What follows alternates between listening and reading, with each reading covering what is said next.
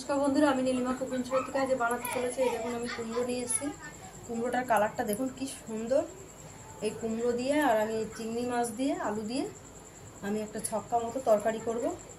এই যে আলু কীভাবে বানাচ্ছি আপনারা সঙ্গে থেকে দেখতে থাকুন। আমি এইভাবে কেটে নেবো। দেখুন কুমড়োটার কালারটা দেখেছেন কি সুন্দর।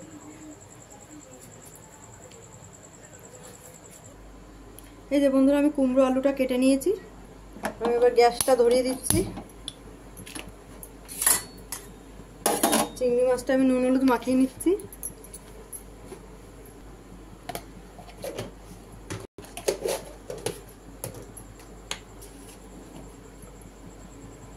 চিংড়ি মাছ ভাজার জন্য হয়ে গেছে আমার তেল গরম, দিয়ে দিচ্ছি চিংড়ি মাছটা। আমি আস্তে আস্তে চিংড়ি মাছগুলো পুরো ভেজে নেবো। হয়ে গেছে আমার চিংড়ি মাছটা ভাজা, আমি তুলে দিয়েছি।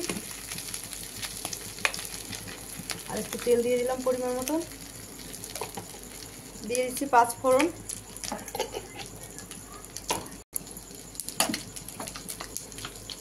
এই যে আমি পেঁয়াজ কুচিয়ে রেখেছি, দিয়ে দেবো পেঁয়াজ কুচিটা। 5 ফোড়নটা হয়ে গেলে দিয়ে দিলাম পেঁয়াজ কুচিটা।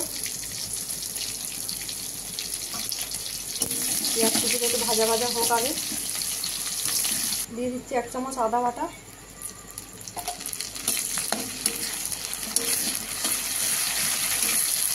দিয়ে দিচ্ছি 2 চামচ ধনে জিরের গুঁড়ো। 1 চামচ লঙ্কার গুঁড়ো। দিয়ে দেবো পরিমাণ মতন হলুদ গুঁড়ো। দিয়ে কষা কষা হোক, তারপর আমি দিয়ে দেবো কুমড়ো আলুটা ঢেলে দেবো। দিচ্ছি কুমড়ো আলুটা। কুমড়োটার রং দেখলে খেয়ে নিতে ইচ্ছে হচ্ছে, কাঁচা, এত সুন্দর কালার।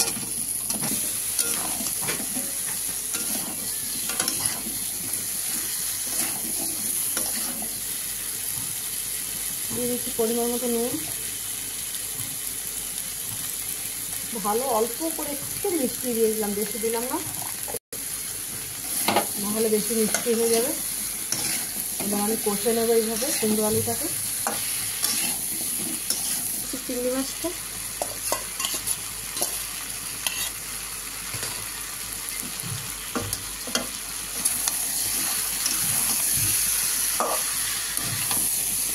দিয়ে দেবো অল্প করে জল দিয়ে ঢাকা দিয়ে দেবো।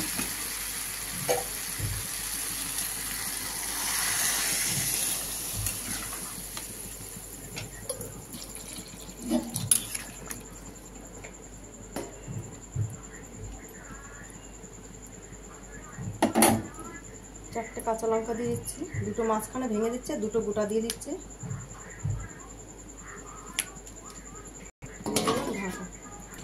এখন বন্ধুরা কুমড়ো আলু প্রায় সেদ্ধ হয়ে এসছে, আর সেদ্ধ হয়ে ঝোল টানবে, তারপরে নামাবো।